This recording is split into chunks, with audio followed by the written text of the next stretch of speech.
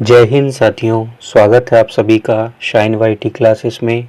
Hindi short hand की practice dictation 100 शब्द प्रति मिनट गति से डिक्टेशन 5 सेकंड में शुरू होगी। स्टार्ट। भारत में 62% से अधिक युवा जनसंख्या है। स्टॉप। इसमें 15 वर्ष से लेकर 60 वर्ष तक के लोग सम्मिलित हैं। स्टॉप।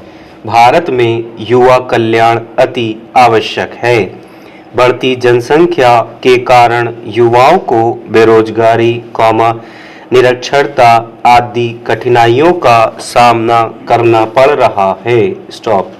भारत की अल्प वित्त पोषित शिक्षा प्रणाली भारतीय युवाओं को रोजगार उपलब्ध कराने तथा उनके कौशल को बढ़ाने के लिए अपर्याप्त है। स्टॉप। विश्व बैंक की एक रिपोर्ट के अनुसार, शिक्षा पर सार्वजनिक व्यय सकल घरेलू उत्पाद का केवल 3.4% हिस्सा था। स्टॉप। कोविड-19 के कारण स्कूल बंद होने से बच्चों के जीवन और मानसिक कल्याण पर बहुत बड़ा असर पड़ा। स्टॉप। वह अपनी जीवन शैली और योग्यताओं का आकलन नहीं कर पाए। स्टॉप। महिलाओं के प्रति दुर्व्यवहार, घरेलू हिंसा, लिंग आधारित हिंसा तथा बाल विवाह के कारण महिलाओं के जीवन स्तर पर बहुत ऋणात्मक अथवा बुरा प्रभाव पड़ता है। स्टॉप। भारत में बहुत अधिक युवा रोजगारहीन हैं, जिससे विकास स्तर प्रतिदिन नीचे गिरता जा रहा है। स्टॉप। शिक्षा। भारत में शिक्षा संबंधी अनेक परिवर्तन देखने को मिलते हैं। स्टॉप। मुख्यतः ये बदलाव युवाओं के पक्ष में देखने को मिलते हैं। स्टॉप। शिक्षा मंत्रालय ने शिक्षक पूर्व पहल के तहत एनसीसी, एनएसएस और उन्नत भारत अभियान के माध्यम से राष्ट्रीय शिक्षा नीति 2020 के बारे में जागरूकता फैलाने के लिए अनेक सेमिनारों का आयोजन किया। स्टॉप। अनुसूचित जाति तथा अनुसूचित जनजातियों के लिए सरकार ने अनेक योजनाएं चलाईं और युवाओं को शिक्षा के प्रति प्रोत्साहित किया। सरकार ने केंद्र, राज्य तथा केंद्र शासित प्रदेशों से लेकर ग्राम पंचायतों, ब्लॉक, शहरी स्थानीय स्तर तक शिक्षा नीति को प्रचार किया। स्टॉप।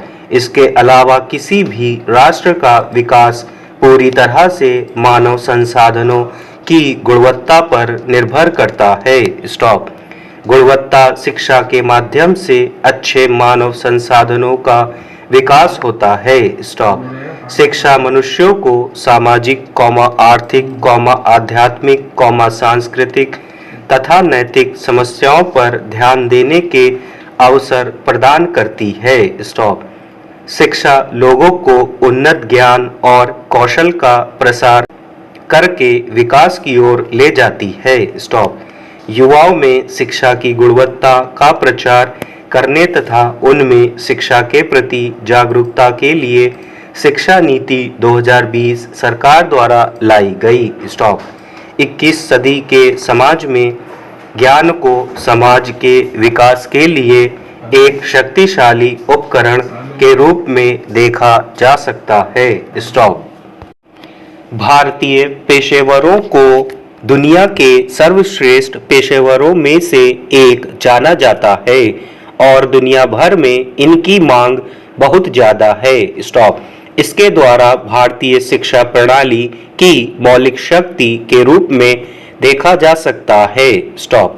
वर्तमान भारत में महिलाओं की साक्षरता दर भी बढ़ रही है। स्टॉप। महिलाओं के लिए सरकार द्वारा केंद्र, राज्यों, केंद्र शासित प्रदेशों में अलग से सीटें आरक्षित हैं, जिससे महिलाओं में पढ़ने तथा आगे बढ़ने को इच्छा देखी जा सकती है। स्टॉप। रोजगार। भारतीय युवाओं के सामने रोजगार एक अहम मुद्दा है। स्टॉप। भारतीयों में शिक्षा का स्तर तो बढ़ रहा है, परंतु बढ़ती जनसंख्या वृद्धि के कारण युवाओं को रोजगार के कम अवसर उपलब्ध हैं। स्टॉप। आज अधिकांश युवा अपना पारिवारिक व्यवसाय संभाल रहे हैं या फिर वे सबसे पहले प्राथमिकता अपने अपने व्यवसाय को देते हैं। स्टॉप। आज युवाओं में सरकारी नौकरियों के प्रति उत्सुकता देखने को मिल रही है। स्टॉप।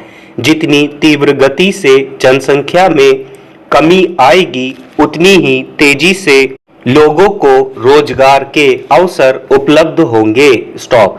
भारत सरकार राष्ट्रीय कैरियर सेवा NCS 2015 में लाया गया। स्टॉप। यह ई-गवर्नेंस योजना के जरिए लॉन्च किया गया था। स्टॉप। यह एक वन स्टॉप समाधान के रूप में कार्य करता है। यह भारतीय युवाओं के रोजगार और उनके करियर से संबंधित विस्तृत जानकारी मुहैया कराता है। पैरा। भारत में युवा रोजगार को बढ़ाने के लिए कई पोर्टल तैयार किए गए। स्टॉप। भारत में 2030 तक लूनी के माध्यम से 100 मिलियन युवाओं के लिए आर्थिक अवसरों के लिए मार्ग बनाए गए। स्टॉप। राष्ट्रीय युवा नीति 2014 तथा रोजगार सृजन हेतु कई योजनाएं एवं कार्यक्रम चलाए गए। स्टॉप। नागरिक प्रबंधन किसी समुदाय के नागरिक जीवन में बदलाव लाने के लिए कार्यों के साथ साथ नागरिक अनुबंध का होना अति आवश्यक है। स्टॉप। नागरिक जुड़ाव के लिए ज्ञान, कौशल, मूल्यों और प्रेरणा के संयोजन को विकसित करना भी अनिवार्य हो जाता है। स्टॉप। राजनीतिक और गैर राजनीतिक प्रक्रियाओं द्वारा एक समुदाय की गुणवत्ता को बढ़ाया जा सकता है। स्टॉप। नागरिक अनुबंध में राजनीतिक सक्रियता, आर्थिक विकास, राष्ट्रीय सेवा, सेवा शिक्षा आदि सम्मिलित किए जा सकते हैं। स्टॉप।